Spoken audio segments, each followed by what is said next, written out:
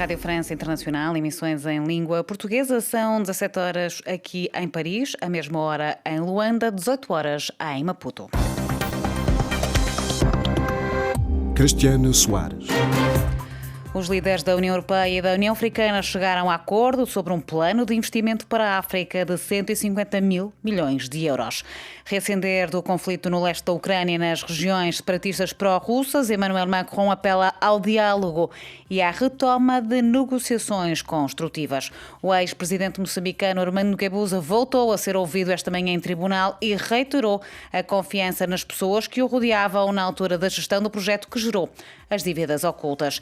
As autoridades de transição malianas apelaram esta sexta-feira à retirada imediata dos soldados das operações Barkhane e Takuba no terreno. No controlo técnico desta emissão está Mussar Chili e o jornal começa agora. Bissau 94 FM. Terminou esta tarde a sexta Cimeira União Europeia-União Africana que decorreu em Bruxelas. A acompanhar o encontro esteve Neide Ribeiro, a nossa enviada especial à capital belga, que nos faz aqui um apanhado das conclusões do encontro. Esta cimeira não foi igual às outras, começou por dizer o presidente do Senegal, sublinhando que desta vez as partes tiveram tempo para se preparar e chegar a acordos.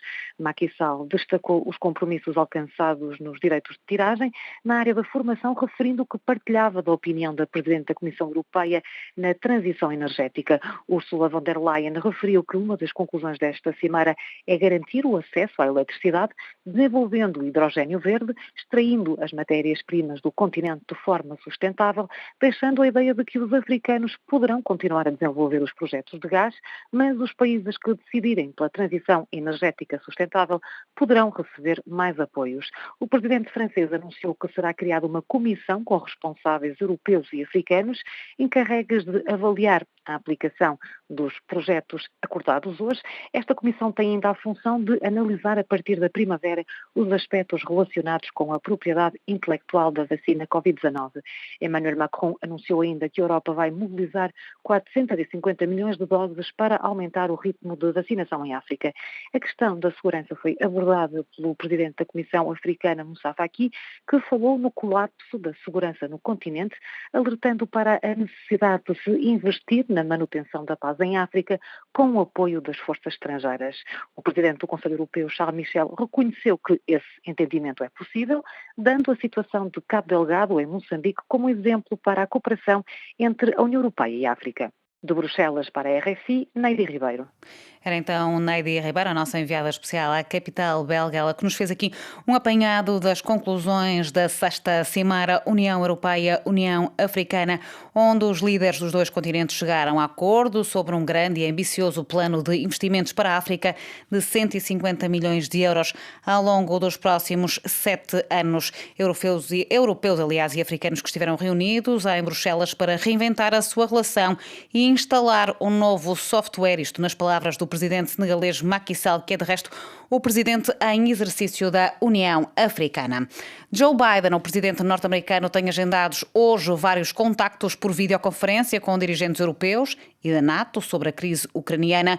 Isto numa altura em que no leste do país o exército de Kiev e os separatistas pró-russos trocam acusações acerca da retoma das operações militares. Esta sexta-feira, em Bruxelas, no encerramento da Cimeira União Europeia-União Africana, o presidente francês Emmanuel Macron comentou este reacender do conflito no leste da Ucrânia, nas regiões separatistas pró-russas, e lançou um apelo ao diálogo e à retoma das negociações construtivas. Ouçamo-lo.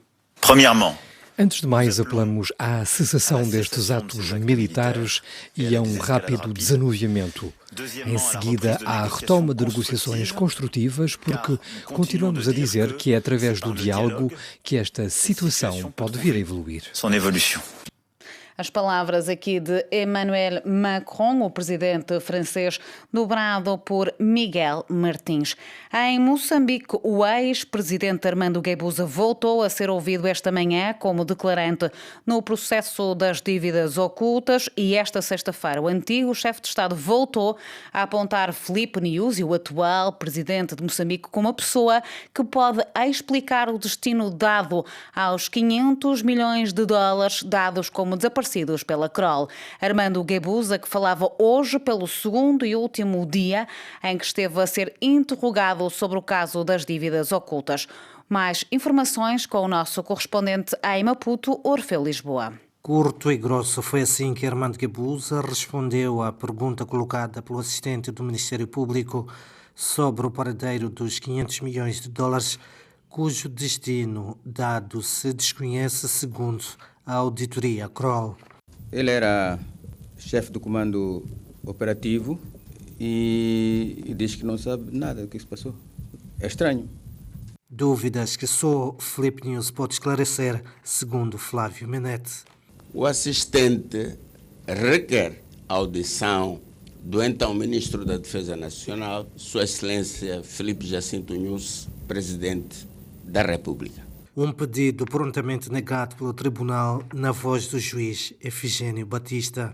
A ordem sabe que está a praticar um ato ilegal, mas está a fazer de propósito, com objetivos de populismo. A ida do antigo Presidente da República de Moçambique, Armando Guebuza, pelo segundo dia do interrogatório, marcou o fim da fase de produção de provas em torno do caso das dívidas ocultas, o maior escândalo da corrupção em que o Estado saiu lesado em 2,2 mil milhões de dólares entre 2013 e 2014. De Maputo para a RFI, Orfeu Lisboa.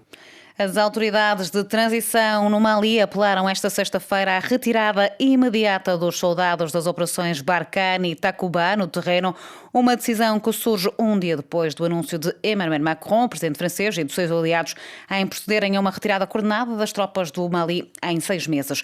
Numa declaração na televisão nacional, o porta-voz do governo de transição do Mali, o coronel Abdoulaye Maïga, sublinhou que Bamako tomou conhecimento da decisão de Paris naquilo que considera ser um ato ilegal de desresponsabilização francesa e de violação flagrante dos acordos entre os dois países. Abdoulaye Maïga declarou ainda que os resultados destes 9 anos do compromisso francês no terreno, no Mali, não foram satisfatórios.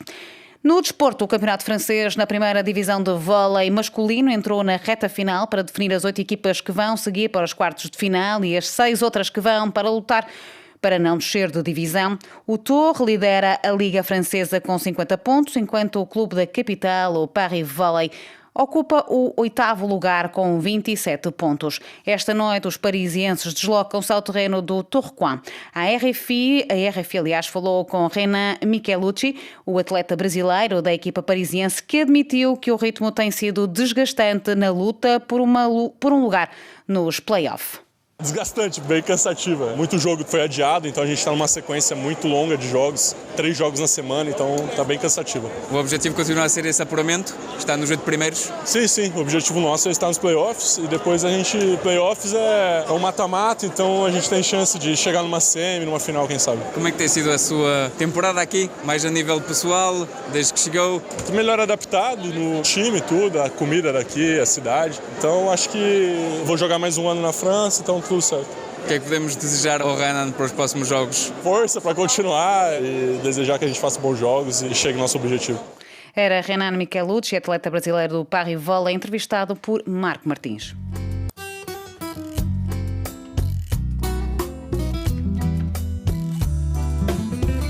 E o artista angolano Bonga lança esta sexta-feira o mais recente álbum, Quintal da Banda, um disco onde Bonga celebra o pátio da infância, lugar de despertar de consciência política e musical em Angola, como contou ao microfone de Ligia Anjos.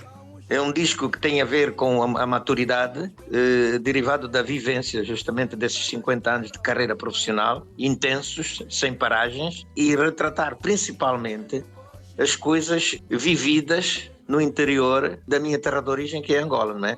E principalmente nos bairros típicos da capital Luanda, na verdade chamados os Museques, onde eu vivi, onde eu convivi, onde eu aprendi e onde eu executei, na verdade, aquilo a que se chamou o folclore, que me enriqueceram e de que maneira.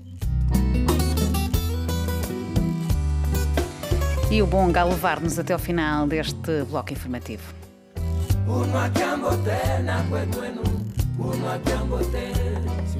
Kisangwa maruvu kandingolo kachipemba